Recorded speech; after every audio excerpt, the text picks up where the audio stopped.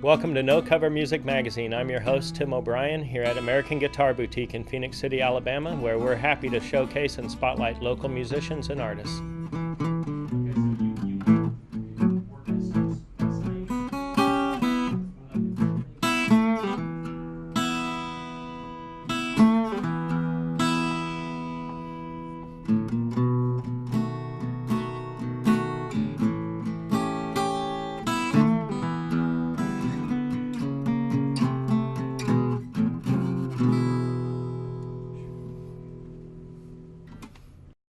So welcome to No Cover Music Magazine with our featured artist today, Mr. Neal Lucas.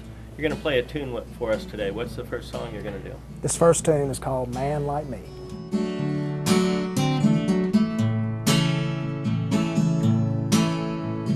Johnny Walker Red tastes like kerosene. It makes me say things I really don't mean. I talk too much, I walk too proud, kicking at the lights and cussing at the crowd, waiting those tables in your little black dress. There's a lot of pretty faces, but I like yours the best. The blues man is trouble, yeah, that's what you heard. Well, I get paid to drink, and you get paid to serve. You ain't never held hands with a man like me. You ain't never held hands with a man like me. A lot of people think that I'm mighty and wise.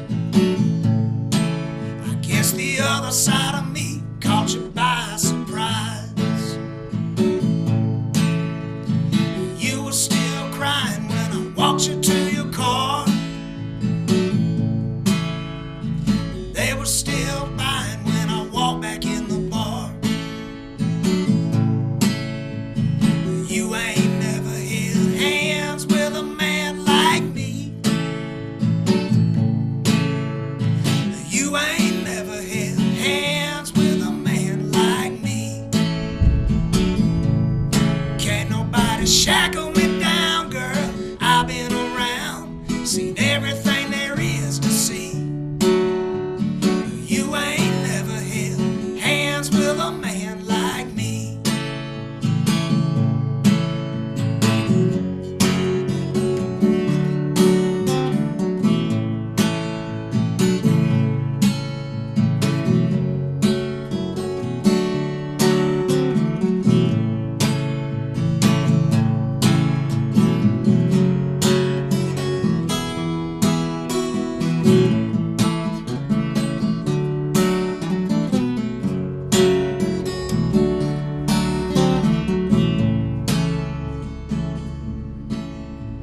Sometimes I wanna burn the whole world down, break everything around me just to hear it make a sound. Forget my raising, forget myself, throw it all away and blaze a path to hell. You ain't never held hands with a man like me. You ain't never held hands with a man like me. Can't nobody shackle me down, girl. I've been around,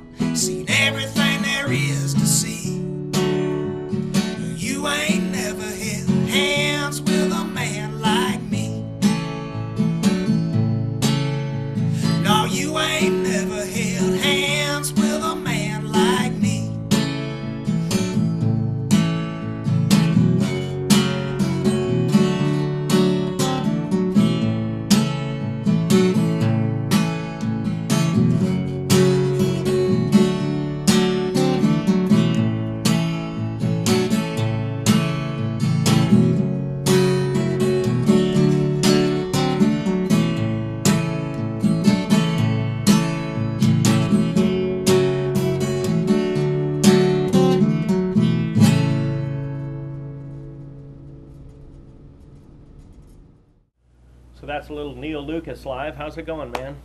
It's going good. I'm going to tell you a little story. I moved here a couple years ago, and every single time I told anybody I played blues, they said, "Do you know Neal Lucas?" So I knew it was inevitable that we would run into each other, and now we've got to play quite a bit together. It's awesome. Well, back in the day when I was playing blues, you had been here and then you moved off. That's true. That's and true. people would always say, "Hey, do you know Tim O'Brien?" So you said he's a bluegrass guy. Right. So tell me about yourself. You were born in Talbotton County? Born in Talbot County. You know, born and raised out there, raised on a cattle farm. You know, my daddy plays guitar. Music was just a staple in my life from early on. And live music. We had a piano in the house that my dad would play, and of course he played his guitar all the time, too. So what age did you start playing? Piano, which I don't play now beyond just tinkering, but you know, I started actually taking piano lessons when I was, I don't know, 6 or 7 or 8, you know, pretty young. Guitar, there were always guitars around that I would tinker with, but I guess I was about 11 or 12 or so, and when I decided I really wanted to learn how to play, you know, that's when I started learning more chords and, you know, picking out a scale or two. Do you remember your first gig? I do remember my first gig. I remember my first paying gig, man. Well, that's So yeah, I mean, yeah, your That first qualifies. gig, right? So, man, I was about 13, I guess, and I'd been playing for you know, a little bit, and I'd go with my dad to parties or whatever. Been playing in church, had experience playing in front of people, but not like a gig like, you know, we would think about, you know. So one day, you know, my dad says, "Hey, I'm gonna go play this Friday night, and you know, it's the kind of thing that it'd be cool for you to come, so plan on coming with me." And I had my rig then, not so much different than my rig now. I guess I was playing that old Stratocaster that I have, and that Fender Twin, and I think I had like a Roxanne distortion pedal or something that if you turned it way up would sound kind of like old ZZ Top or something, you know. So I was rocking my little rig, you know. I had one sound, loud all the time, you know. So anyway, I took that rig and went and played with my daddy, and I was thinking, hey, we're just going to play in somebody's living room for a party or something like that. Well, it was down at the Ironworks, you know, the trade center. So we get down there and set up, and you know, by the time it's time to play, there's how many ever, you know, a couple of 100, 300, 400 people or something like that. I don't know. It seemed like there was about 1,000 people out there. And, you know, he just kind of threw me in there, and all of the guys that he played with were really cool. And, you know, they said, look, if it's a, you know, 145 blues or something pretty simple that you're feeling good on, you know, we'll just throw you one. So they just put me in the cycle of people to solo. Take a solo. To take a solo. So that was my first, you know, and they made me play. You know, if it was something they thought I could play on, they would all look at me and make me play. So that was my first real gig, I guess. Awesome. Yep. So you play around town quite a bit now. I do. You've got several groups that you play with. Tell me about them. I've got the Freezer Burn that I guess is about a year or so now that I've been doing that. It's a little power trio. Power trio. I mean, that's kind of always a configuration that I've played in. I had, you know, the Neal Lucas band with, you know, Steve Thompson and Evan Collins for a long time, and then just always played in you know, kind of power trio configurations. And you know, the Freezer Burn, that's Matt McCabe and Brad Strickland on drums, Matt on bass. I play a lot of acoustic guitar, more acoustic in that band, but acoustic plugged through the amps. I've got a little distortion pedal. And, So how many records do you have out, or CDs, I guess? Two Two? CDs, one of which is available on the internet. That's the first one with the Neal Lucas band. Like Amazon or Amazon iTunes. or iTunes, all of that online kind of CD. If CD Baby's still a thing, I guess it's still on there. You know, I've got that, and then my last that was called Hold It Up High. You can find that online. My last album that I did, a 5-song EP called New Day. You really got to come to a show to buy that one. I never did put it put it online. But I am in October.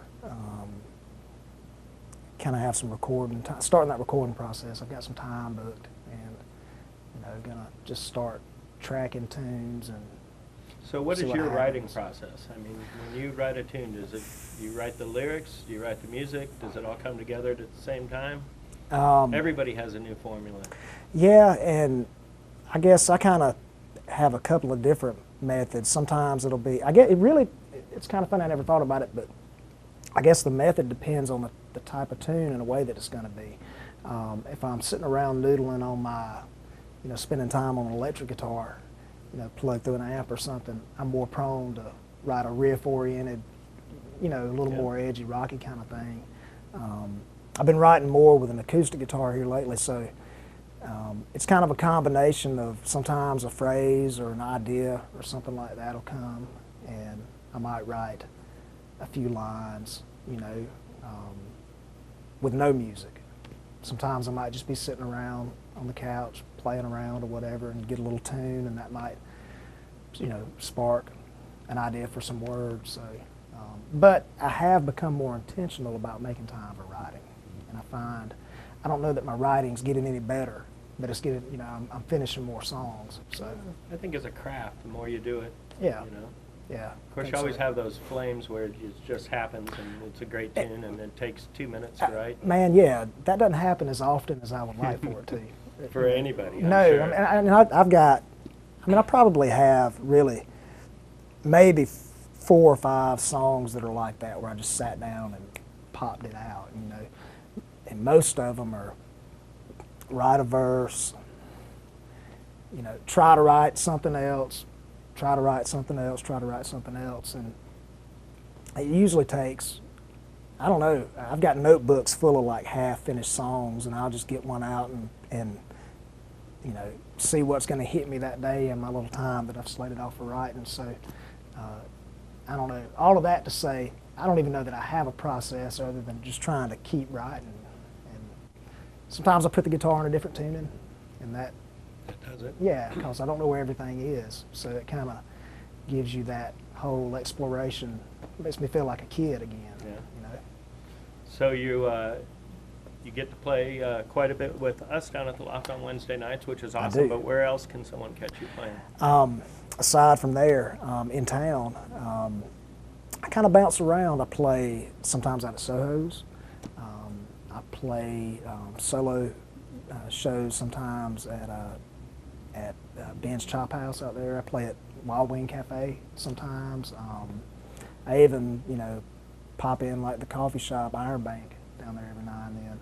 Really, just wherever, how it is, wherever I can. And I know I'm leaving somewhere out. I should have wrote all this down, but there really are, a lot of places to play in the area. How much time do you spend on the road out of town? Not as much over the past year or so. The year before that, a pretty good bit. I got to go through, I did like 2 weeks through the Midwest, and then I did a couple of weeks out through Texas and back, which I really loved.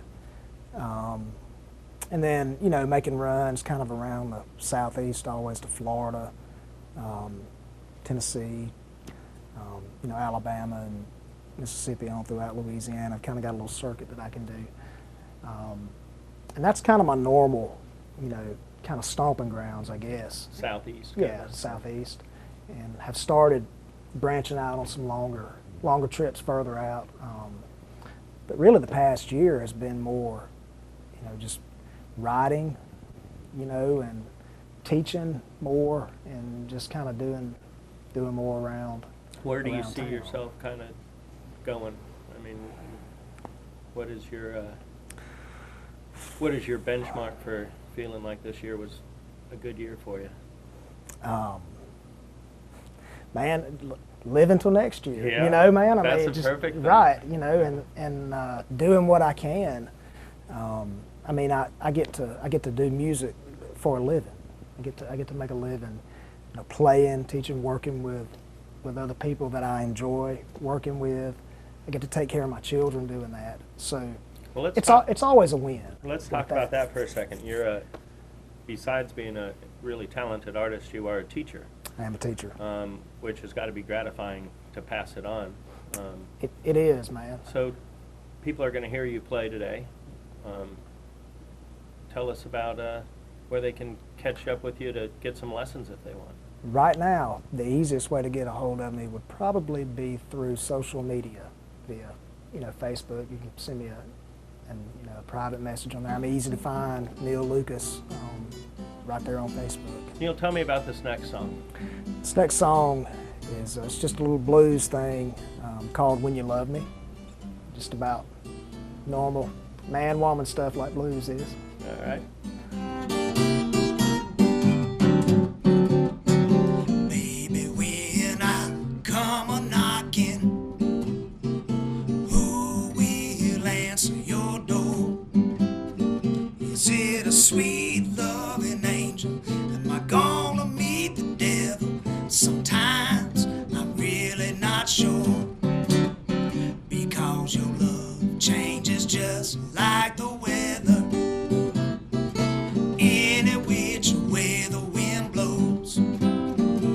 Are you gonna let me hold you? Will you turn a cold shoulder? Sometimes I really don't know. But when you love me, then you love me so good. When you love me so good. When you love me, then you love me so good. You're so good.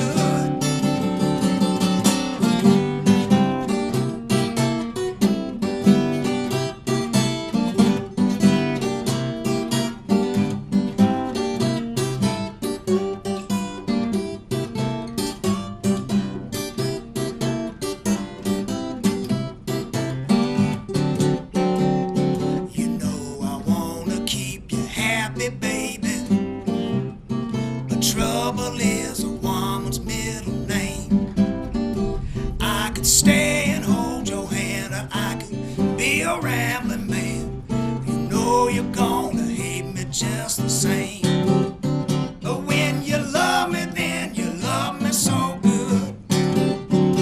When you love me, then you love me so good. When you love me so good. You're so good.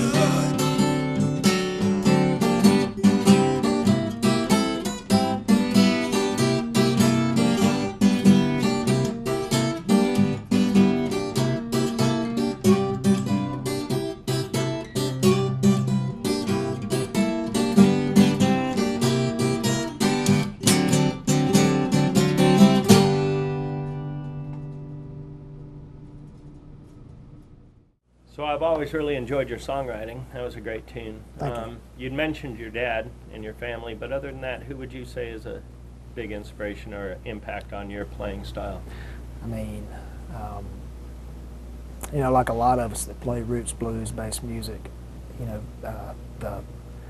some of the big, electric blues guys like B.B. King, Albert King, Freddie King, really got into,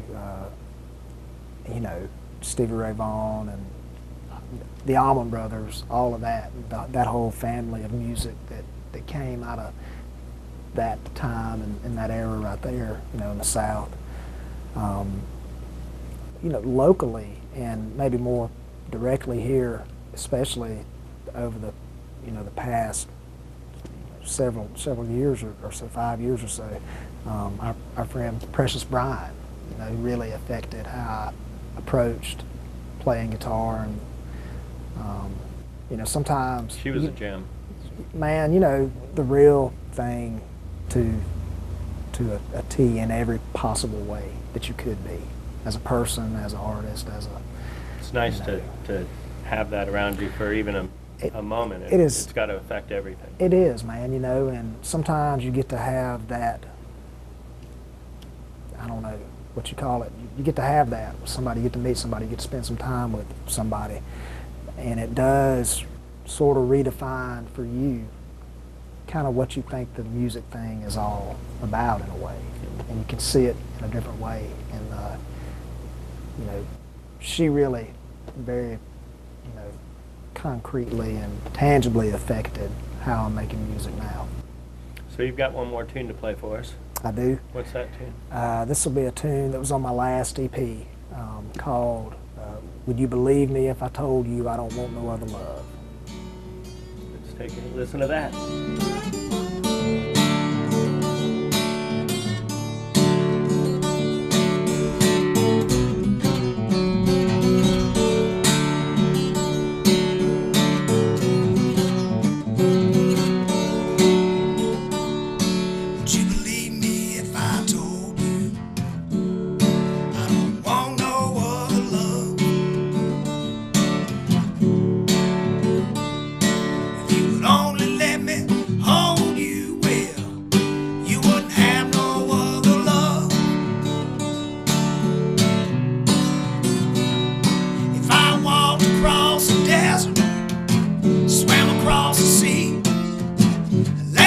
To a mountain to bring you close to me. You believe me if I told you I don't want no other love.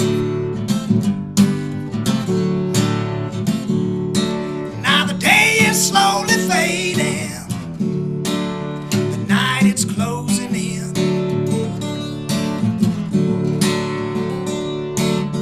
Darling, could you be persuaded to spend the evening with a friend? I want to pull you close beside me, make you understand.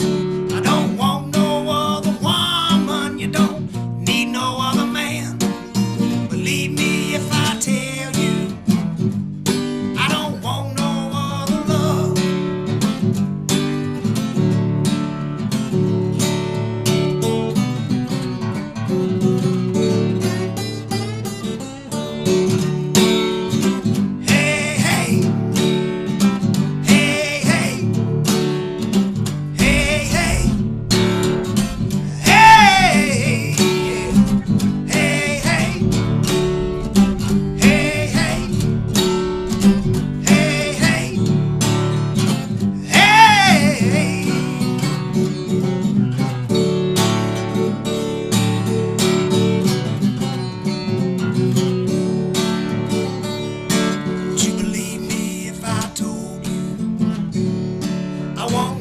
Do you wrong? If you would only let me hold you well, all your worries would be gone. There would never be no reason to doubt that my aim is true. All I would do is please you, baby, in everything I do. Believe me if I tell you I don't want no other love.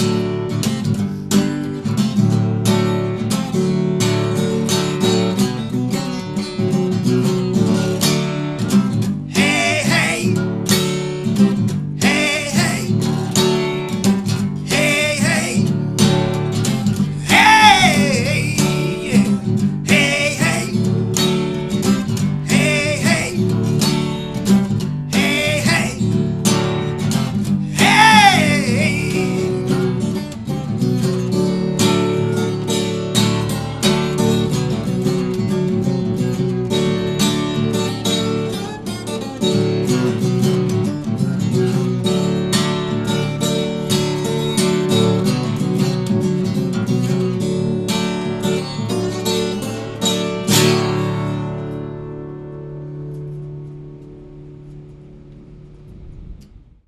So that was great, man.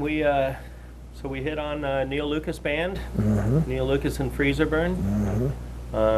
Make sure and catch Neal. He plays all over town, both in Phoenix City, Alabama, and Columbus, Georgia, constantly. You see his name up on the marquee. Make sure and go in and take a listen. Students, if you're looking for a guitar teacher, I would strongly recommend Neal. And Thank you. anything else you have to? In October, I'm going to start that recording process again, and So we got new recordings on the horizon. Yeah, I can't really guarantee when any of that'll be out because it takes me forever to do anything. But hopefully, by you know, the end of the year, I'll have something ready to get behind. Well, I think it's always exciting for people to be able to look forward to things, so that's definitely something to look forward to. Thank you, Mr. Neal Lucas. Thank you, Tim. Well, that'll do it for this week at No Cover Music Magazine. I'm Tim O'Brien at American Guitar Boutique. Thank you for watching, and make sure and tune in next week. Kerosene. It makes me say things I really don't mean. I talk too much, I walk too proud, kicking at the lights and cussing at the crowd, waiting those tables in your little black dress. There's a lot of pretty faces, but I like yours the best. The blues man is trouble, yeah, that's what you heard. Well, I get paid to drink,